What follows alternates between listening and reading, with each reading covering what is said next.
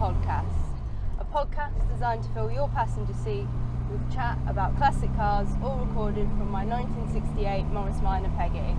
I'm Becca, and today I'm on my way to work.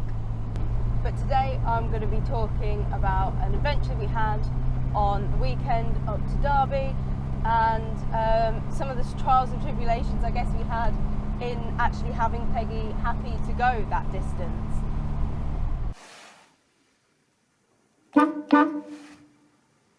So if you've been following me over on social media, you might know that recently Peggy and I have had a few issues, primarily coil related. I put some new HT leads on and my coil died pretty much the same day, and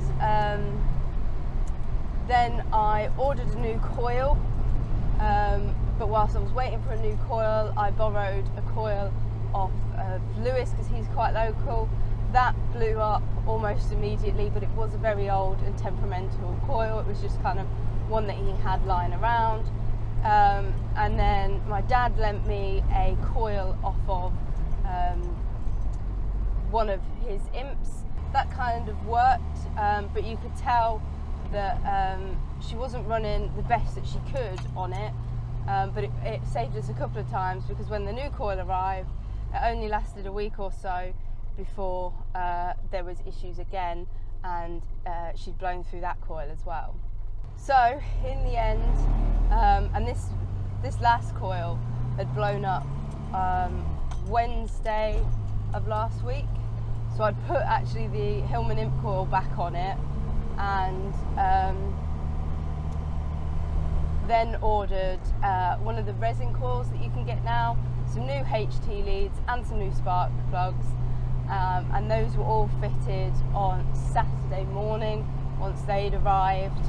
And then Sunday we were booked in to go up to the Great British Car Journey for the Morris Minor Day, and so we were ever so slightly panicked given some of the reliability issues we'd had with her recently about such a long trip. But I'd really missed doing such long drives with her, the last one of that kind of length being the NEC,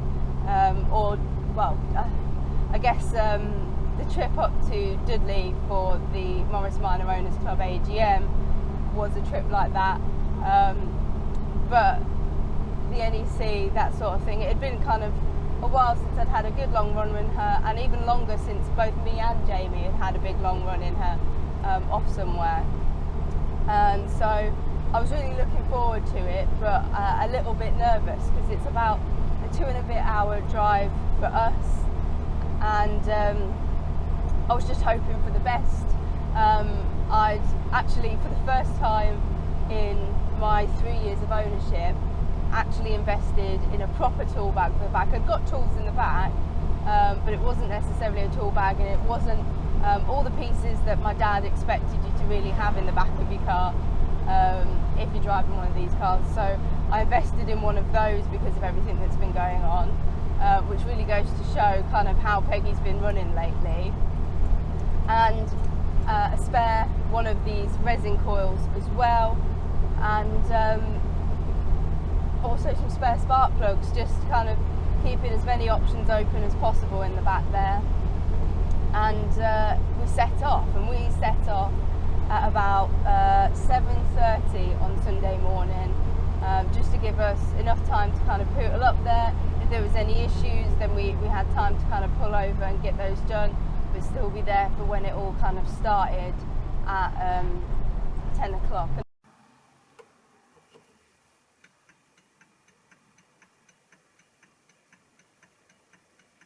The run up there was excellent. She ran really well, really beautifully. She wasn't getting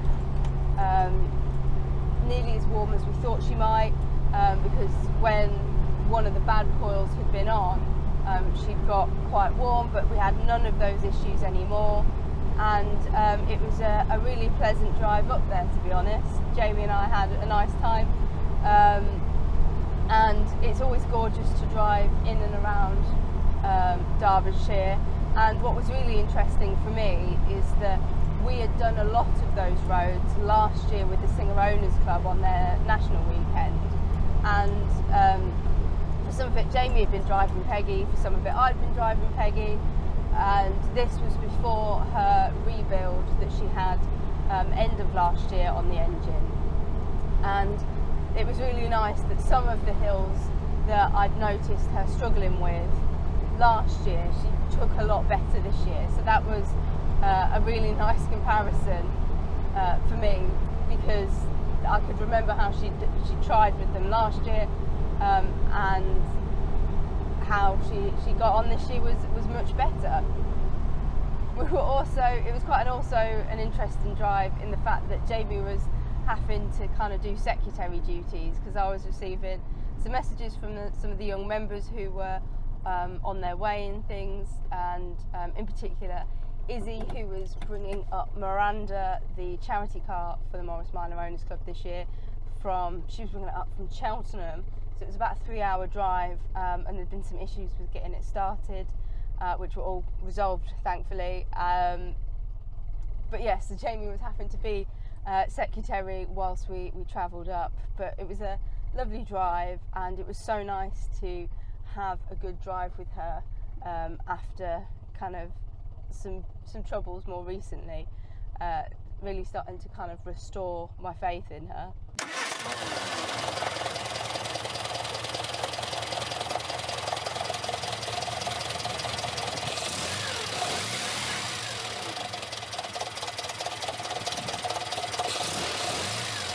To Great British Car Journey for kind of about 10 to 10. I think the official opening time was 10, but there was still already a few cars there already. I know a few local branches were bringing whole branches along. Some further afield branches had decided that they would stay over in the area and make a kind of a weekend of it, because like I said, the roads around there are absolutely beautiful for driving round. So we got parked up and set up and put all the bits and pieces out on Peggy, like her plates and things that we usually do. And then not long after us, some friends of ours who were in the Northampton branch arrived, so we were having a chat with them just as Elliot arrived in his newly rebuilt, new engined Morris Minor. So he's got a 1275 in Allison now and a 5-speed gearbox, and it was great to hear Allison running so much better than we'd obviously ever heard her before. And his parents came along as well, and so we went and had a chat with them, and as we were talking with them, Lewis and Chelsea arrived, and they had been kind of shunned off to the other car park because unfortunately Agnes is a little unwell at the moment, and so they had to come along in their modern. And so we walked up and down the line of cars. It was a really great collection of moggies, and despite the fact that I've been to National and I've been to Thorsby and all these things multiple times, there were still some Morris Minors there that I hadn't seen before. In particular, I really loved this van that was kind of light green on the bottom and white on the top, and it was quite a lovely combination. It made us all think of an ice cream van, which unfortunately there wasn't one because the weather was absolutely gorgeous, and I kept looking at this little van and thinking that would be a fantastic little ice cream van. There was also a really beautiful, not Morris Minor necessarily, but well, I think it might be a Morris Minor Tourer from the pre-war, but it was in an awesome pinky colour and just looked fantastic and was in the lineup as well. And we was actually stood behind it when it started up, and it again sounded fantastic, and was great to have it there. There was also a couple of rat roddy looking cars that caught our eye as well as we were walking around, and we sat down and chatted and stuff for a bit.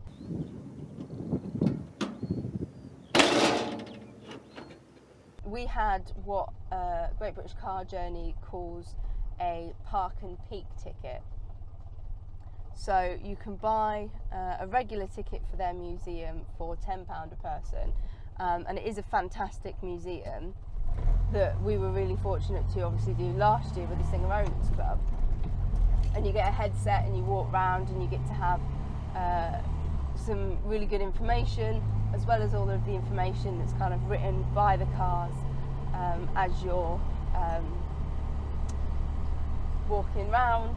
And it's set up in quite an unusual way, as kind of a bit like an Earl's Court show or something like that. So if you've never been, it is well worth the visit to the Great British Car Journey, in terms of it being such a beautiful area to drive in anyway. Take your classic car along, park it up in the car park outside, and then get to experience some really interesting displays inside. But because we'd done it last year and we wanted to kind of spend more time outside with the cars, they've started these tickets called Park and Peak tickets. So these are put on really for events like today, where people who have already been to the museum might not want to look around the museum, but want to be part of the event, want to use the cafe, the toilets, the gift shop, all those sorts of things. And if you've ever been to the Great British Car Journey, you'll know that to get to those, you kind of have to walk through the edge of the actual museum. So you are parking up, peeking at a little bit of the museum, and then walking through to the toilets. And you can kind of spot quite a few things from that ticket. Obviously you get loads more if you've never been to the museum for the other one, but it was kind of suited our needs quite well. So we had those, which meant that we were able to park up, pop into the toilets and the cafe. So we sat inside with the young members that were there and had a drink and a little snack, and then not long after we then popped back outside, and Izzy had arrived with Miranda making a bit of an entrance, parked up in Pride of Place, and I can't commend Izzy enough for being so much calmer, so much more level-headed about Miranda's little hiccup than I could have been. And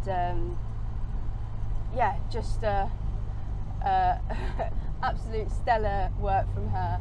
And then to drive the car what was 3 and a bit hours up, excellent work from her, and I think definitely to be commended for that. And so she arrived with her little box of screwdrivers and things that she'd brought along just in case. And it was great to catch up with Izzy, because we hadn't seen her since the NEC in November, and even then it was kind of briefly while she was walking around. And so we had a bit of a walk around the cars with her, popped inside to use the cafe and stuff again, but the weather was absolutely gorgeous, that we just spent so much time sat outside on the little kind of walls that go around the car park, looking at the cars, watching as cars came and went. I've got a little setting on my phone camera that allows me to get pretty cool movement shots of cars, so it was nice to sit as cars were leaving and try and get a couple of photos of them in that style, and also try it out on Elliot as he ran across the car park to see whether it would make him look as fast as the cars that were leaving the car park were made to look.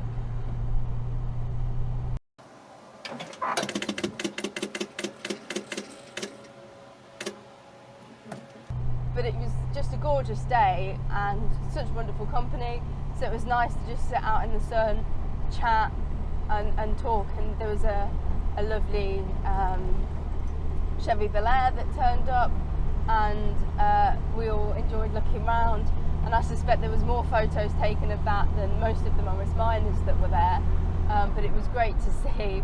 And some Triumphs and things showed up as well, a Nissan Bluebird, and so it is really turning into quite a nice little hub for classics to go to in the area. After Izzy and James, Izzy's partner, had been round the museum, and we'd all kind of enjoyed a bit of sunshine and chatting and things like that. It was getting to kind of about 3 o'clock, and the cars really had started to pack up and head home. So we decided we'd probably do the same, and we said our goodbyes to everyone. Elliot got a nice photo of myself and Jamie stood next to Peggy, because I always forget to get a nice photo of me with the car at these sorts of things. And then also got a photo of us leaving, actually, before we headed off. But we decided to make a pit stop on the way home at this lovely pub that we found called the Excavator as we were leaving. And because we stopped and had lunch, we apparently missed the A1 being open, which was our main route home. So we ended up on quite a convoluted but scenic route back home through kind of back roads and by roads and all these sorts of things, avoiding getting to the A1 until it was open a little bit closer to Peterborough. But it was, all in all, a fantastic day out. Peggy performed brilliantly. She seems to be a whole lot happier than she was. She was obviously, I think that her old coil, that was the first one that blew up, was on the way out anyway. And then putting a set of HT leads on it kind of really finished it off, because it was possibly working that bit harder. And then I don't know if I had bad coils from ESM, in terms of, we all know that some Lucas parts just aren't what they used to be, but touch wood, the resin coil seems to be a lot happier and working quite well. And also because the bracket that it came with didn't quite fit on the alternator bracket that I've got, I've actually used the Lucas one, so it looks like a Lucas Gold Sport, but is obviously, hopefully, a much better quality one, so should last better. And the spare that I've got in the boot should also hold up to being moved around and things, because it hasn't got oil in it. So we'll see how that pans out over summer. We've got so much more lined up with her, so I'm really looking forward to hopefully getting some of the reliability that I associate with Peggy back to the extent that it's had in previous years. And yeah, hopefully not ringing my dad quite so much, because we've broken down somewhere on the way back from work or things like that, because the coils misbehaved.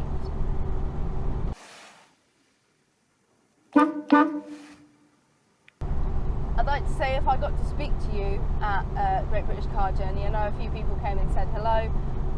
It was great to see you guys, even the people that waved at us as they were heading out.